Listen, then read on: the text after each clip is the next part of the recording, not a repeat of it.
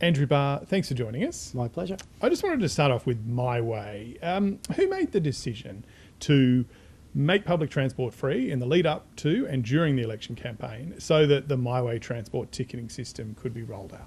Well, it was a decision of the Cabinet on the advice of the agency and the Minister, driven by the need to have a period to install the new system and also, I think, reflecting the end of the 3G network that the old system used to communicate.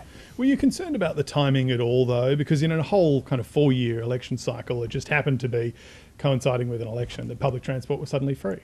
No, I think it was well foreshadowed in advance that there would need to be a transition period and that it was going to occur at that time. Okay. The new system has had a stack of problems, I think it's fair to say.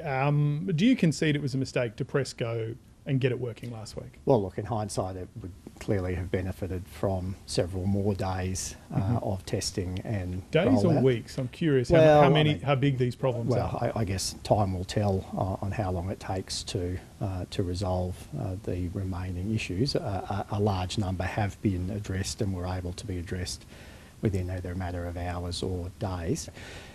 There have been teething problems. There are with any change process, any new system will take a little while for people to get used to. But clearly, from what has happened in the last 7 days, it could have benefited from another at least 7 days of testing and rolling. You're calling them teething issues. I know other ministers have said that too and said, you know, when you introduce a new system like this, you're always going to have a few problems. But these look bigger than teething issues. I mean, surely didn't someone know, hey, actually, this is not quite ready, we need a bit more time? Well, the advice to Minister Steele was a high degree of confidence that it was ready to go. There had been an extensive testing period. Turns out, probably not extensive enough. Just, I won't labour the point too much. I mean, what sort of consequences do you think there should be for a rollout like this? What sort of scrutiny on either the minister or the department? Oh, well, there's been ample scrutiny. I mean, it's been the only issue, that local issue that's received any media attention in Canberra really in the last week. It affects a lot of people though as well. Oh, indeed. And there's no problem with that. There's a lot of interest. The question from here is how quickly those issues can be responded to.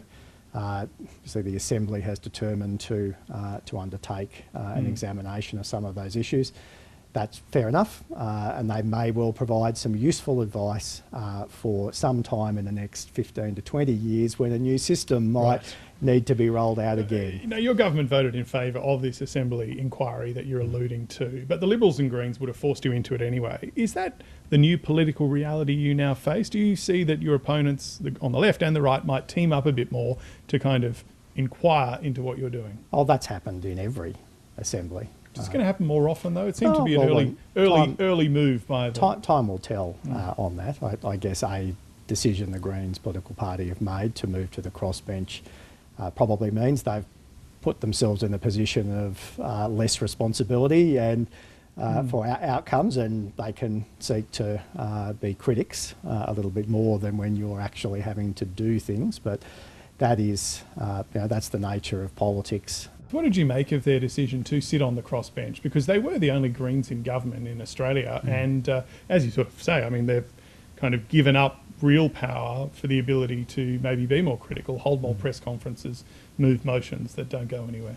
Well, there certainly were some early signals in the negotiation that was potentially the direction that they were headed from public statements. Did you think Shane Rattenbury wanted that, though? He sort of made this whole thing, right, about being this practical guy who got stuff done for Canberra. I mean, now he can't do that. Well, look, he is, as he will say himself, but one member of the Greens collective. Given the tenor of the negotiations, it was clearer over the 2 weeks as we went through the entire Greens political party policy manifesto that they were looking to extract as many policy concessions as they possibly could, but were putting forward propositions they knew we couldn't agree to.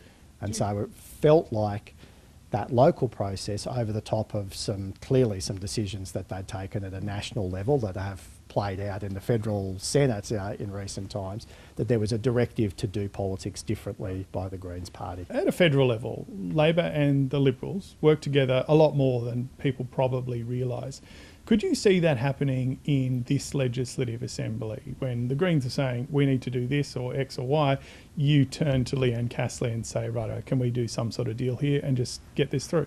It's already happened. It did happen a bit in the last parliament as well. Not that often though, really. Well, no, because it ended up being unanimous agreement. And understandably, ABC News is not holding the front slot for everyone agreed in the Assembly today, which happens 90% of the time. And that's been the nature of this first sitting week so far, is that most items have been unanimously supported. If you've got a tricky issue, are you open to working with the Liberals on it?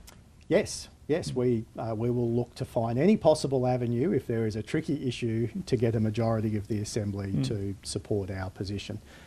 Often we will also need to compromise on our position in order to get something through. But what I don't want to see in this Assembly is blocking for the sake of blocking and stopping things happening just for purely political reasons. Is that a risk? I think it's less so in the Assembly than it is in the Federal Senate, but time will tell on that. All right, Andrew Barr, thank you so much for your time in this busy first sitting week. Thanks, Joe.